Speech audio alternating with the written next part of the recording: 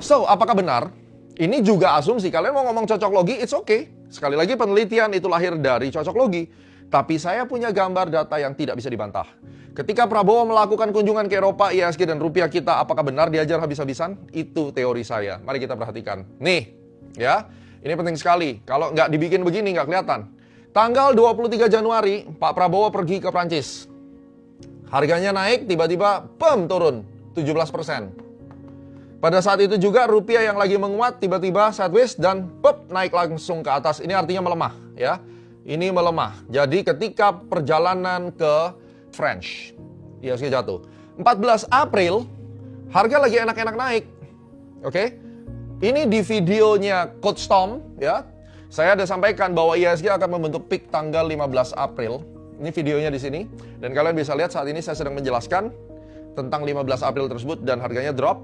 Ternyata saya baru sadar 14 April Pak Prabowo pergi ke Prancis dan jebol harganya. Anda mau bilang ini cocok logi? Nyatanya memang cocok. Exactly, turning point. Kalau kita lihat di bawahnya, rupiah itu sedang sideways. Tiba-tiba begitu ini 14 April pergi ke Prancis, langsung melemah lagi. Ya, secara pelan tapi pasti. Tanggal 29 Mei juga sama. Harganya turun, mulai naik dikit. Tiba-tiba pergi ke Prancis, jebol lagi harganya. Dan rupiah makin menggila. Pada saat ini diumumkan bahwa Presiden Prabowo menandatangani bisnis, membawa pulang bisnis dari Prancis. Apa yang terjadi? Ya, makin dihajar, rupiah melemah secara signifikan. Ini yang paling gila berikutnya, sell Indonesia digemakan, digaungkan di Singapura, Straits Times, ya. Anda lihat semua beritanya, seakan-akan Indonesia ini negara yang berbahaya, negara yang paling busuk, negara yang jelek sekali, dan semua fund manager merasa bahwa sell semua Indonesia.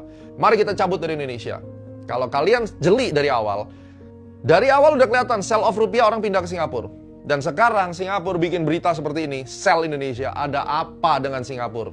Tanda tanya besar. What's wrong Singapore? Dan kenapa kamu sekarang menyorot Indonesia seperti ini? Ada apa ini di sini? Mari kita bongkar. Kita cek fakta apakah benar kita dikerjai asing dengan asing menarik uangnya dari Indonesia setelah kejadian-kejadian penting tersebut, setelah kita mencoba membela kedaulatan negara kita dengan mencari barang murah. Apakah ini akibatnya? Mari kita perhatikan. Kita melihat timeline, ya. Kita punya timeline tekanan pasar Indonesia 2025-2026.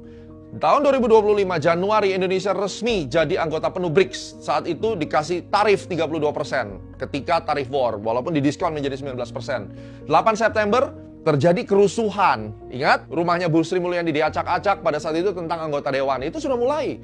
November, Desember 2025 mulai asing net seller obligasi pertama dalam 3 tahun, kepemilikan asing di SBN tinggal 13%. Tandanya sudah ada walaupun market itu belum kelihatan. Tapi ingat, Astronaci pertama kali di Desember 2025 mengatakan bahwa IHSG akan 9150, oke, dan jatuh ke 6000. Videonya mana? Di videonya. Oke, jadi sebelum all time high saya sudah sampaikan akan ke 9150 dan turun ke bawah. Dari mana Pak Gema tahu? Astrologi cycle yes, tetapi saya sedang mengamati apa yang terjadi. Kenapa ada asing yang tiba-tiba jual SBN-nya? Di 2026, perhatikan, Januari rekor tertinggi 9174, analisis saya 9150. Kemudian 28-29 Januari mulailah yang namanya MSCI itu kasih pembekuan, ancam frontier dan seterusnya, dan itu diikuti. Moody's Februari, deal dagang Amerika Serikat mulai akhirnya Februari. Amerika dan Indonesia mulai ada deal dagang dan kita tunduk kepada sanksi pada saat itu, ya. Dan pada saat itu presiden kita sudah mulai dibully karena kita tidak bisa melawan asing lah, kita harus ikut dengan aturan main Amerika lah. Oke. Terus kemudian Maret 70 miliar kabur dari semua emerging market. 13 sampai 20 Mei MSCI coret 19 emiten, BI naikkan 50 basis point suku bunga. 28-29 Mei Pak Prabowo umumkan deal Paris 3,5 miliar US dollar, hancur marketnya. Rebalancing MSCI di akhir Mei, outflow 8,5 triliun sehari. Kebetulan? No. Oh ya. Ini bukan kebetulan, ini pattern.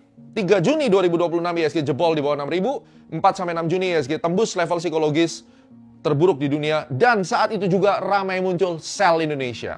Wow. Sistematik sekali ya penjahat-penjahat ini. Dan kita langsung bahas, ada apa ini dengan Singapura? Modal kabur dari Indonesia dan tetangga terdekat kita justru pesta rekor di saat yang sama persis. Bukan karena fundamental kita jelek, no, bukan karena itu. Tapi karena yang pegang tombol indeks dan rating bukan kita. Nah, kalau Anda perhatikan, 13 Februari ada net sell 14 triliun, sedangkan Singapore Straits Index tembus 5.000 pertama kali, 8%. Ya. Ada ETF inflow 643 juta Singapura dolar. Saya mulai ngelacak nih, ada duit masuk ke Singapura nih ya. 4 Maret, net sell di Indonesia, STI bertahan di atas 5.000. Padahal Singapura itu marketnya sangat banyak sideways-nya. Dari tahun 2010 saya bergabung di sekuritas yang kiblatnya ke Singapura. Saya kerja sebagai analis dan saya tahu persis banyak investor Singapura dulu pindah lari ke Indonesia, beli saham-saham kita sebelum ada tangan-tangan nakal ini di balik Singapura, oke? 19 sampai 23 Mei akumulasi outflow.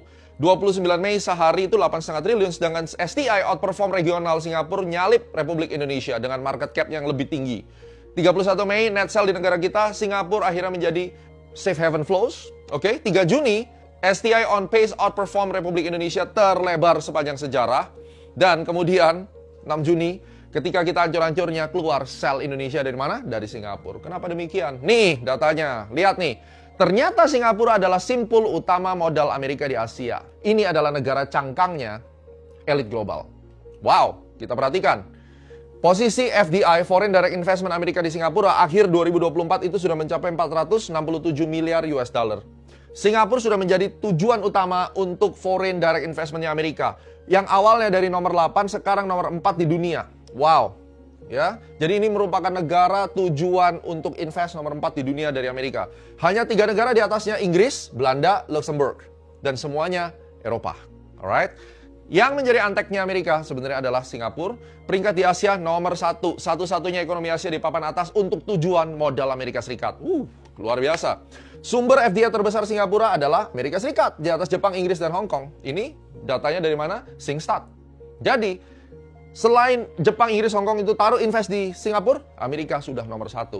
Total stok foreign direct investment yang masuk ke Singapura itu 3.130 miliar US dollar akhir dari 2024. Sektor dominan FDI masuk itu ada apa? Finance dan insurance. Jadi dari sini Anda tahu uang spekulasi yang buat ngacak-ngacak itu sudah parkir di Singapura. Maka hal ini sama dengan taruh kapal induk perang di Singapura untuk ngehajar Indonesia dalam bentuk uang di financial market. Sekarang Anda paham kan? Bentuk investasi AS Global Holding Company 47,3% merupakan pola kas negara hub atau negara cangkang. Ya, so kesimpulan satu kalimat, dari seluruh ekonomi Asia hanya Singapura yang masuk papan atas tujuan modal Amerika, melesat dari peringkat 8 ke peringkat 4.